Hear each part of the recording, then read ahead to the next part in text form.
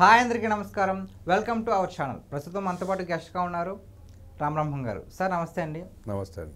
Sir, నోరు బాగుంటే ఊరు బాగుంటుందని ఒక సామెత ఉంది. సో అలాంటి నోరుని విచ్చలుగా వాగితే ఎలా ఉంటుందని ఒక బెస్ట్ ఎగ్జాంపుల్ ఎవరంటే రీసెంట్గా మనం చూసిన పోసాని కృష్ణమురళి.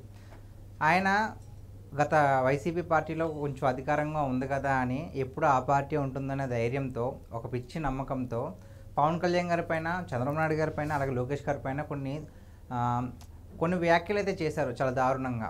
సో ప్రజెంట్ అయితే ఫలితం అనుభవిస్తున్నారు.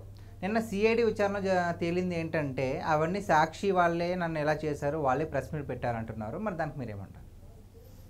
సాక్షి వాళ్ళు పెట్టమంటే పెట్టారని చెప్తున్నాడు. వాళ్ళు గడ్డి తినమంటే గడ్డి తింటాడా, లేదా అశుద్ధం తినమంటే అశుద్ధం తింటాడా? మనిషి పెరిగాడు, చదువుకున్నాడు, రచయిత, నటుడు, ఆ మాత్రం జ్ఞానం ఉండాలి కదా. మనం ఏం చేస్తున్నాం అనే స్పృహ మనం ఉండాలి కదా.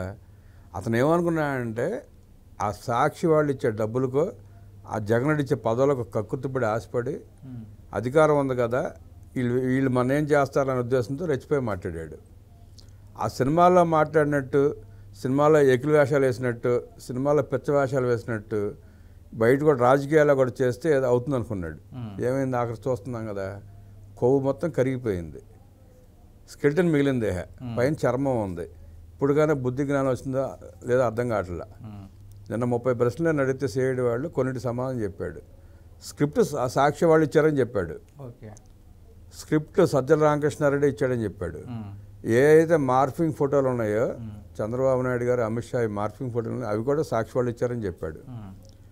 సాక్షి వాళ్ళే మీటింగ్ అరేంజ్ చేసేవారని చెప్పాడు. ప్రెస్ మీట్లు వాళ్ళు చెప్పినట్టే మాట్లాడాలని చెప్పాడు.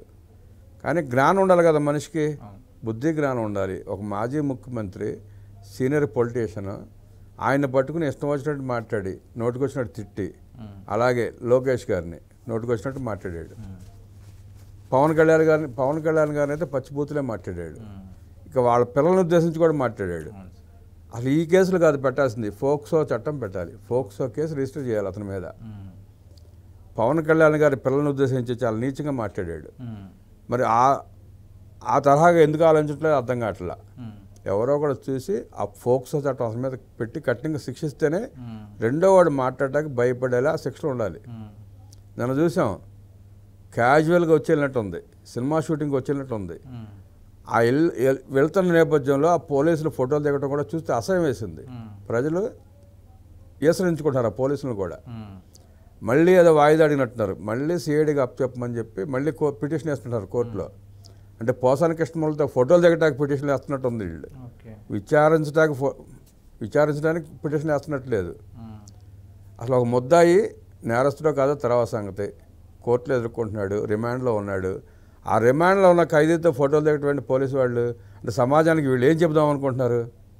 పోలీసు వ్యవస్థ సమాజానికి ఏం చెబుదాం అనుకుంటుంది? ఫోటోలు దిగిన 2-3 పోలీసులే కావచ్చు, కానీ ఆ వ్యవస్థ అంతా బాధితులే కదా. వాళ్ళ ఆ వ్యవస్థను ప్రశ్నిస్తున్నారు కదా ప్రజలు. ముందు ఆ ఫోటోలు దిగిన ఎవరైతే డిపార్ట్మెంట్లో పనిచేసిన వాళ్ళు ఉన్నారో, ఎస్ఐ కావచ్చు, కానిస్టేబుల్ కావచ్చు, ఇంకొకరు కావచ్చు, వాళ్ళు సస్పెండ్ చేయాలి ఇమీడియట్గా. ముందు వాళ్ళని సస్పెండ్ చేస్తే మిగతా వాళ్ళు కొంచెం క్రమశిక్షణగా ఉంటారు. చూసే ప్రజలు ఏమనుకుంటారు? నువ్వు ఒక ముద్దాయితో ఫోటో దిగుతున్నావంటే ప్రజల్లో అసలు ఏమనుకుంటారు డిపార్ట్మెంట్ గురించి? తేలిక భావం వస్తుందా లేదా? దాన్ని పరిగణలోకి తీసుకుని ఆ శాఖో లేకపోతే డిపార్ట్మెంట్ హెడ్సో ఇమీడియట్గా వాళ్ళని సస్పెండ్ చేస్తే కానీ ఈ విచ్చలవిడితనానికి పరిష్కారం దొరకదు. సో ఇది ఎప్పటికి తేలుతుంది అంటారు ఈ కేసు అనేది? వాయిదా పడుతూ ఉంటుంది కదా. మరి కేసులు రకరకాల కేసులు రకరకాల స్టేషన్లో పెట్టారు. వాటన్నిటి మీద తీర్పు జరుగుతున్నాయి. అవన్నీ ఇన్వెస్టిగేషన్ చేయాలి. అసలు ఏ కేసు ఎందుకు పెట్టారో తెలియాలా. దాన్ని బట్టి అతనికి ఎప్పుడు వస్తుందో చెప్పలేం బెయిల్. సో మీరన్నట్టుగానే సాక్షి వాళ్ళు చెప్తేనే నేను చేశాను అంటున్నారు. ఆల్రెడీ మీరు ఇందాక ప్రస్తావించారు, ఆయనకు గొప్ప రచయిత, అలాగే నటుడు. మరి అంటే డబ్బుకు ఉద్దేశించి అంతలా ఒప్పుకున్నాడు కదా, మరి ఇప్పుడు ఎందుకు సాక్షి వాళ్ళే చేయించారని ఒప్పుకుంటున్నాడు బయటికి? అంటే ఇప్పుడు అతను శిక్ష అనుభవిస్తున్నాడు. అతను చాలా రోజుల నుంచి జైల్లో ఉన్నాడు, బెయిల్ రావట్లా.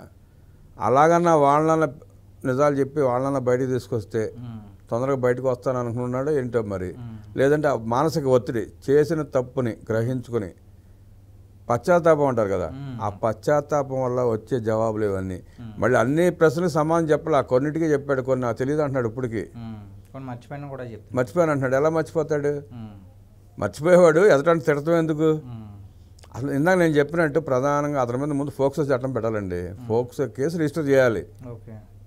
నువ్వు ఆ ముగ్గురిని తిట్టావు, ముగ్గురు నాయకుల్ని, ఆయన్ని తప్పుడు సమాచారంతో తిట్టాలని ఒప్పుకుంటున్నావు. ఆ మార్ఫింగ్ ఫోటోలు వీడియోలు నేనే పెట్టాను అంటున్నాడు. అవి తీవ్రమైన చర్యలు అయ్యి అసలు ముగ్గురు వ్యక్తుల వ్యక్తిత్వాన్ని హననం చేయాల్సిన స్థాయి అనేది. అసలు నువ్వెవరివి? వాళ్ళ వ్యక్తిత్వాలను హననం చేయాల్సిన వ్యక్తివా నువ్వు?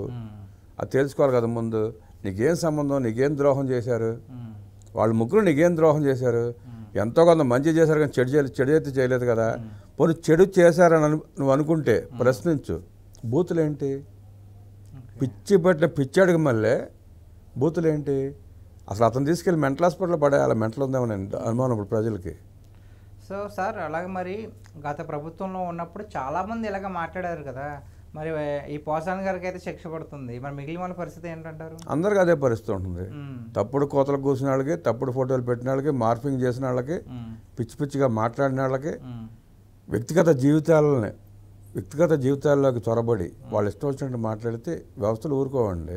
కోర్టులు ఎందుకు ఊరుకుంటాయి? ఇప్పుడు వాస్తవాలు మాట్లాడితే ఎవరైనా సమాధానం చెప్పొచ్చు.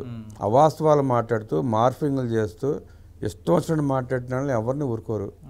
ఇప్పుడు ఇతని తరాల్లో బోరుగడ్డ అనేవి చూస్తున్నాం కదా. ఇంకో పక్కన అతను ఇలాగ మాట్లాడాడు కదా, అతను ఇంకొక ముందడిగేసి నరిగేస్తా చంపేస్తా అన్నాడు. దాన్ని బట్టే శిక్షలు ఉంటాయి. ఇప్పుడు మీరు మాట్లాడిన మాటలన్నీ వీడియో రూపంలో ఉన్నాయి, సాక్ష్యాలు ఉన్నాయి. అవి తప్పించుకోలేరు కదా.